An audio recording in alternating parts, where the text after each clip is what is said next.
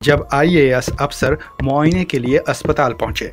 जनाब, जैसा कि आप देख सकते हैं, हमारे रिहायशी डॉक्टर्स, नर्स और वार्ड बॉय इस बहरान में भी दिन रात मेहनत कर रहे हैं। बहुत उम्दा डीन, हमें अपने तिब्बी बरादरी पर फक्र है।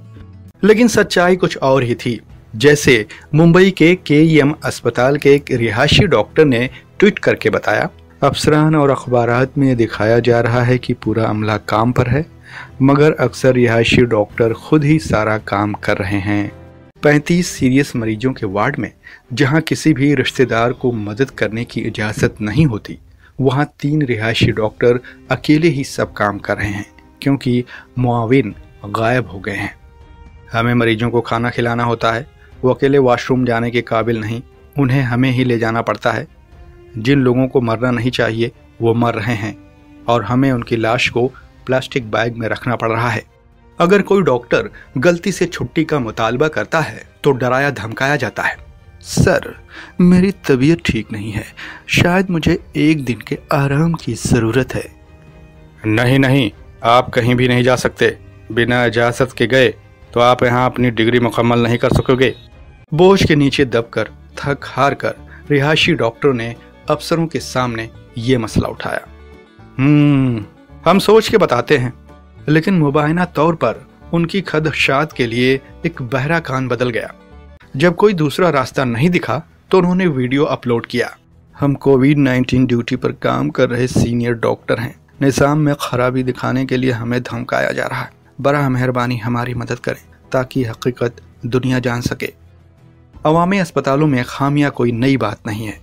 1986 में इसी केईएम अस्पताल में रिहायशी डॉक्टर इमरजेंसी वार्ड की खराब हालत से परेशान मीडिया के पास गए ताकि अवाम और आला दर्जे के हाकिमों के कानों में बात डाल सकें। 2 रिहायशी डॉक्टरों ने आफ्टरनून अखबार के सहाफ़ी कॉनरेड प्रभु से मुलाकात की। सर, हमने डीन को समझाने की बहुत कोशिश की, लेकिन उनकी तरफ से कोई जवाब नहीं मिल रहा है। कॉनरेड ने आफ्टरनून अखबार के पहले सफ़ा पर तस्वीर के साथ अस्पताल को बेनकाब किया। इसके अलावा रिहायशी डॉक्टरों ने ज़रूरी दवाओं की कमी को उजागर करने के लिए अस्पताल के दरवाजे के सामने बारी बारी भूख हड़ताल भी शुरू की और हीरो बन गए जब एक के बाद एक अखबारात ने इस खबर को शाया किया। क्या आप सोच सकते हो कि बीएमसी एडमिनिस्ट्रेशन ने इस मसले को कैसे हल किया? बिल्कुल सही सोचा आपने, तमाम रिहायशी डॉक्टरों को मुअत्तल करके। और उन 2 रिहायशी डॉक्टर जिन्होंने सर्विस के कानून की खिलाफ वर्जी करके प्रेस रिपोर्टर से मुलाकात की, उनके खिलाफ कार्यवाही की। वार जब पलटा, मुअत्तल डॉक्टरों ने हाईकोर्ट का दरवाजा खटखटाया। जस्टिस सुरेश ने इस मामले की सुनवाई की तो वो हैरान रह गए और कॉरपोरेशन के वकील को फटकार लगाई। उन्होंने आवाम की खिदमत की है, अभी इसी वक्त मुअत्तली का हुक्म वापस ले लो, वरना मैं आपके खिलाफ सख्त से सख्त कानून मंजूर करूंगा। रिहायशी डॉक्टर पोस्ट ग्रेजुएट तालिबे इल्म है जो अस्पतालों में ट्रेनिंग लेने के साथ साथ डिग्री भी हासिल करते हैं और जो मेडिकल पैमाने की सीढ़ी के सबसे निचले पायदान पर होते हैं। ये कैंपस के छोटे घरों में रहते हैं, लेकिन इनके बगैर अस्पताल नहीं चल पाता, क्योंकि इन्हें इतनी जिम्मेदारी दी जाती है कि वो दिन रात मरीजों की देखभाल में ही डूबे रहते हैं। कहाँ खाना, कहाँ सोना, कुछ ठिकाना नहीं रहता। दुनिया भर में रिहायशी डॉक्टरों से सख्त मेहनत करवाई जाती है। कभी कभी तो 1 हफ्ते के अंदर 100 घंटे काम करवाया जाता है, अगरचे ऑफिशियल हद काफी नीचे है, क्योंकि रिहायशी डॉक्टर ही होते हैं जो अक्सर फैमिली को बुरी खबर सुनाते हैं। बदकिस्मती से भारत में वो कई बार तशद्दुद का शिकार बने जब नासमझ अवाम तोड़ फोड़ पर उतर आती है, जैसे थाने के सिंघानिया अस्पताल में हुआ, जिसके बाद अस्पताल हमेशा के लिए बंद कर दिया गया।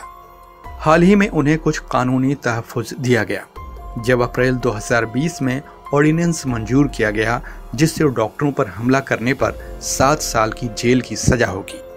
कोरोना महामारी के आगाज में इन वीरों को दुश्मन से लड़ने के लिए मुनासिब हथियार भी नहीं दिए गए, जैसे कि PPE kit, ventilator, oxygen cylinder और जांच का सामान, जिस वजह से मुंबई के सायन अस्पताल में 66 पोस्ट ग्रेजुएट डॉक्टरों में से आधे यानी कि 35 को कोरोना वायरस हुआ। लेकिन उनके काम के तरफ के एहतराम को कबूल करना होगा। ठीक होते ही सभी काम पर लौट आए। जब वो क्वारंटीन पर थे, बीएमसी ने उन तमाम बीमार डॉक्टरों की तनख्वाह रोक ली, भले ही उन्हें बीमारी काम के दौरान ही क्यों ना लगी हो।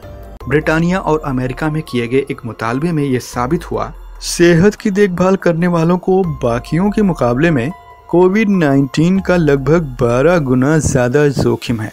पीपीई अगर न पहने तो जोखिम और भी अधिक था।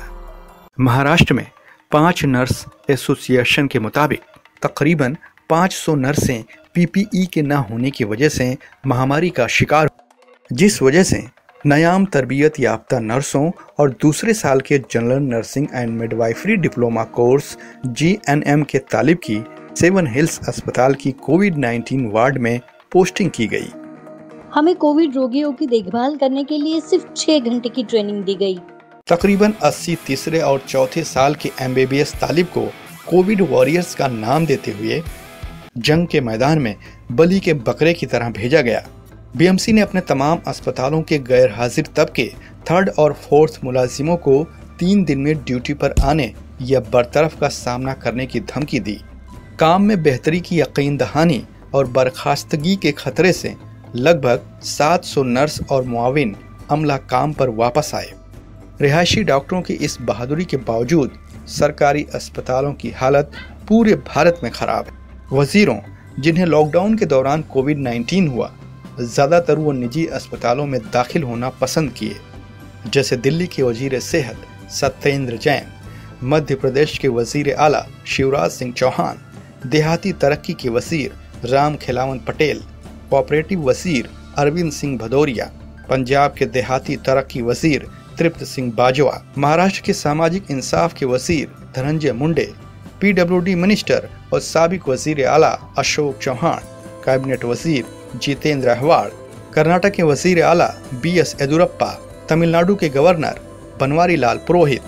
जब तक मुंतखब वजीरों और नौकरशाहों को सिर्फ आम अस्पताल का इस्तेमाल करने के लिए मजबूर नहीं किया जाता, 35 साल पहले का वाकया जो दोहराया गया, आज से 35 साल बाद दोबारा से तारीख रचेगी। कुछ भी नहीं बदलेगा। बिस्बो की शायरी। बेइंतजामी झेल रहे सरकारी अस्पताल, रिहायशी डॉक्टरों का वहां बुरा बड़ा है हाल।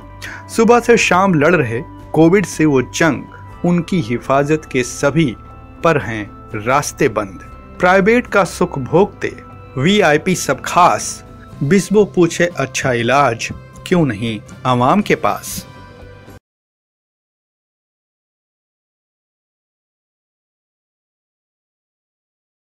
अगर आपको हमारी कहानी पसंद आई तो सब्सक्राइब करें बिस्बो चैनल को और साइड के बेल आइकन को क्लिक करना मत भूलिए, ताकि आपको मिल सके हमारे ताज़ा तरीन वीडियो सबसे पहले।